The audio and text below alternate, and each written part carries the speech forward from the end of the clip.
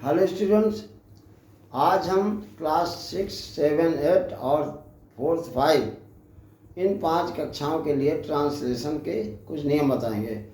इसका नियम बताएंगे हैज है वैट का, कहाँ पर हैज लगाया जाता है, कहाँ पर हैज लगाया जाता है, कहाँ पर हैड लगाया जाता है।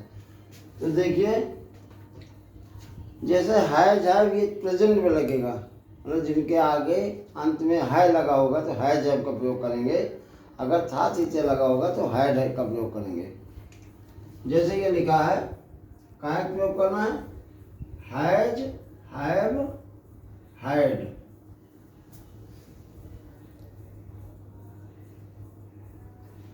इसमें हैड तो क्लियर है, इसमें कोई दिक्कत नहीं होगी, क्योंकि जहाँ पर पास्ट टेंस में हो उसमें हैड लगा दो, चाहे सब्जेक्ट सिंगुलर नंबर हो, चाहे सब्जेक्ट प्लूरल नंबर हो, या सब्जेक्ट फर्स्ट पर्सन हो, सेकंड पर्सन हो, थर्ड पर्सन, कोई भी हो, उसमें आपको जहाँ था लगा उसमें हैड लगा देंगे।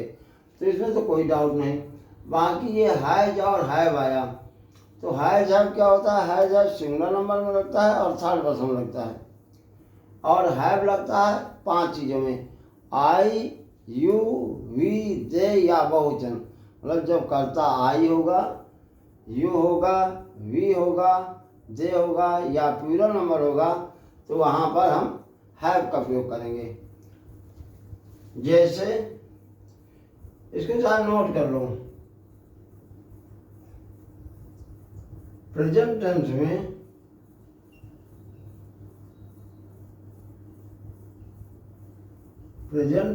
में सिंगुलर कर्ता के साथ, सिंगुलर सब्जेक्ट के साथ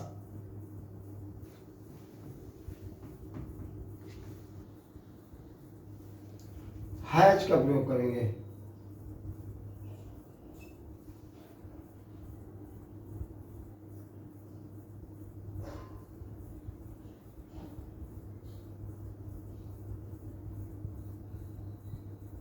अगर कोई वाक्य प्रेजेंट टेंस का है और उसका सब्जेक्ट सिंगुलर नंबर है, एक वचन है या थर्ड पर्सन वाला है, ही, सी, इट, दे, वो ही, सी, तो उसमें हमेशा सिंगुलर नंबर के साथ हैज का प्रयोग करेंगे। जैसे राम के पास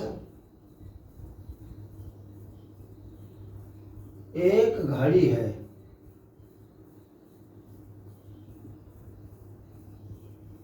तो सब्जेक्ट क्या है? राम, और ये है वाला है, तो इसमें हैज है में क्या लगेगा? राम सिंगुलर नंबर है तो राम के साथ लग जाएगा has. Ram has a watch. अब यहाँ राम की जगह होता, अगर प्लूरल होता तो प्लूरल सब्जेक्ट के साथ यहाँ पे हैव लगा देते। एक और हैज को उदाहरण लिख दो, देखो, शीला के पास एक अंगूठी है,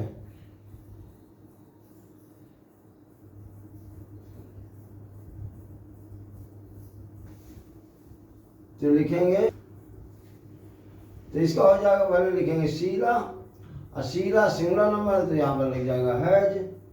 शीला हैज अ रिंग। अब यही बात जहाँ जैसे राम इसमें सब्जेक्ट था, इसमें शीला, इसमें दोनों ये सिंगुलर सब्जेक्ट थे, तो सिंगुलर सब्जेक्ट के साथ हमने हैज का प्रयोग किया। यहीं पर अगर सब्जेक्ट 5 चीज़ें होती हैं, आई, यू, वी, दे या प्लूरल, ये होते तो उसके साथ हम हैव लगाते। जैसे 5 उदाहरण लिखते, जैसे आई, यू, वी, दे या प्लूरल,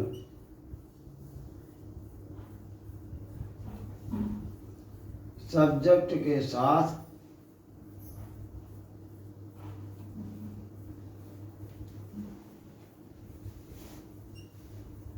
हैव का प्रयोग करेंगे। हैव का प्रयोग करेंगे। जैसे मेरे पास एक बल्ला है।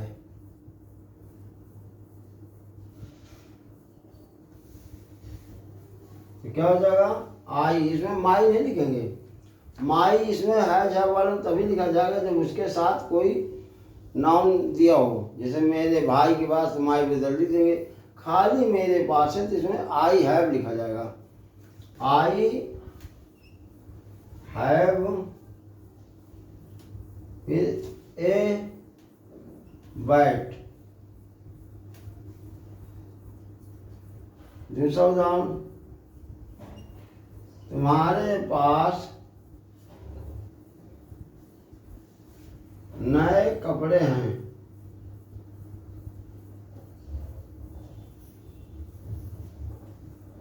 तो हो जाएगा तुम्हारे किसी तरह यू लिखा जाएगा, यू नहीं लिखा जाएगा। You have new clothes.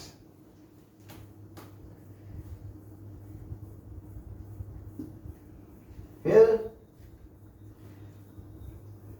हमारे पास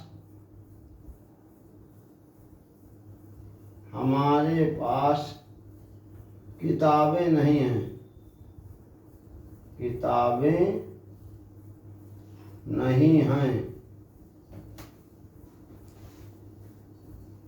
तो इसमें क्या हो जाएगा? हमारी की वी, अभी के साथ have no books. We have no books, हमारे पास किताबें नहीं हैं। एक देख लीजिए, देगा।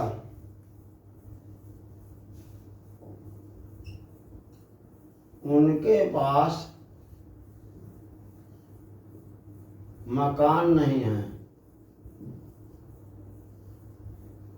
मकान नहीं है। तो इसमें हो जाएगा दे हैव नो हाउसेज। भाई दे प्लूरल है तो यहाँ पर हाउस का प्लूरल भी लिखा जाएगा, हाउसेज। एक लड़कों के पास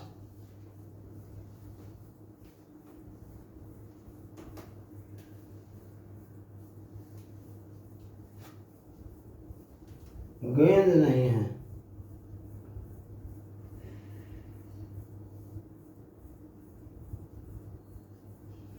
लड़कों की the boys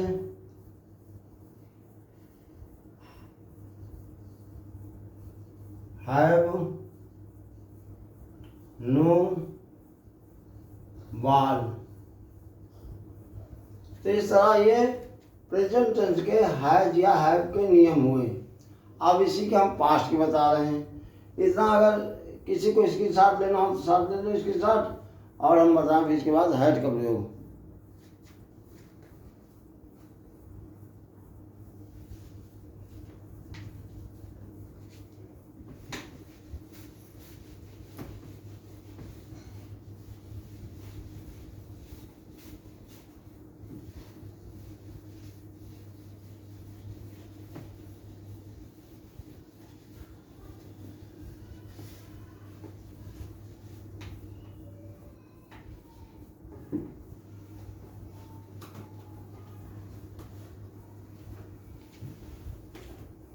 use of had, had का प्रयोग बताएंगे।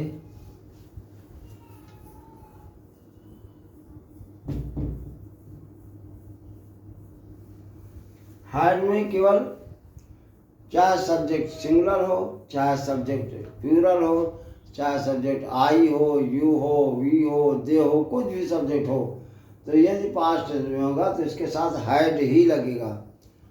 जैसे प्रेजेंट में हमने बताया था कि हैव हैज, सिंगुलर में हैज और आई यू वी दे या बहुवचन में हैव, लेकिन जब पास्ट टेंस में होगा तो इसमें सब में हैड लगेगा, चाहे सब्जेक्ट सिंगुलर हो, सब्जेक्ट चाहे प्लूरल हो।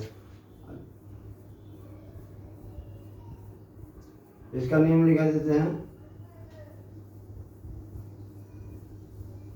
पास्ट टेंस के वाक्यों में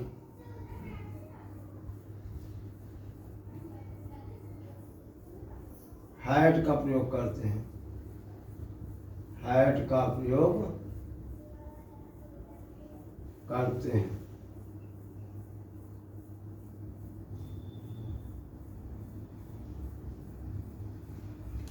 अच्छा, ये हैज हैव हैड उन्हीं वाक्यों के जहाँ पर पास लिखा होगा अथवा पास छिपा होगा।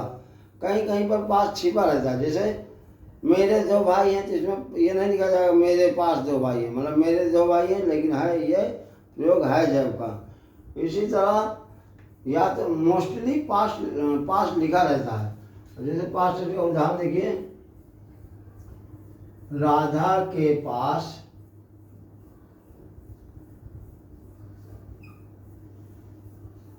नए कपड़े थे, नए कपड़े थे।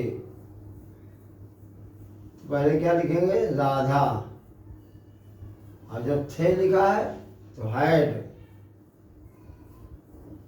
नए की न्यू, कपड़े की क्लास। दूसरा,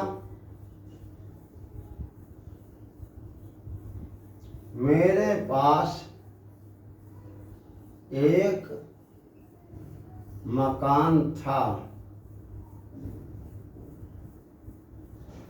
तो क्या होगा? I had a house. तीसरा देखिए, तुम्हारे पास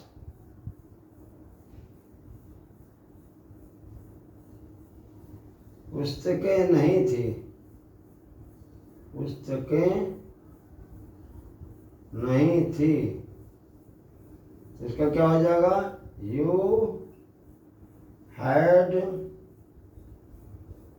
नो बुक्स।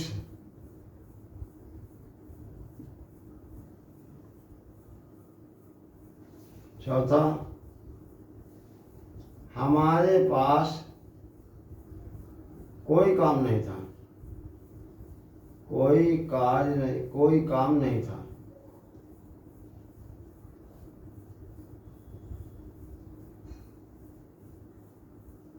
तो वी हैड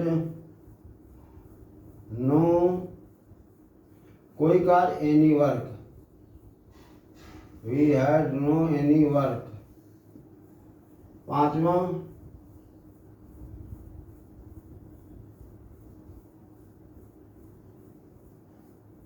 लड़कों के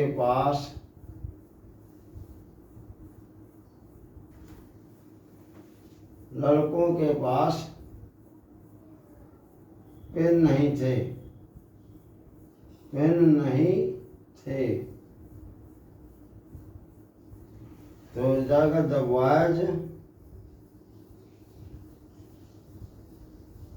हैड नो पेन्स। एक और देख लीजिए,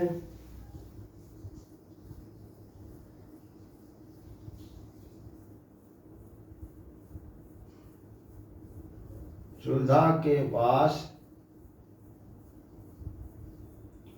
घड़ी नहीं थी,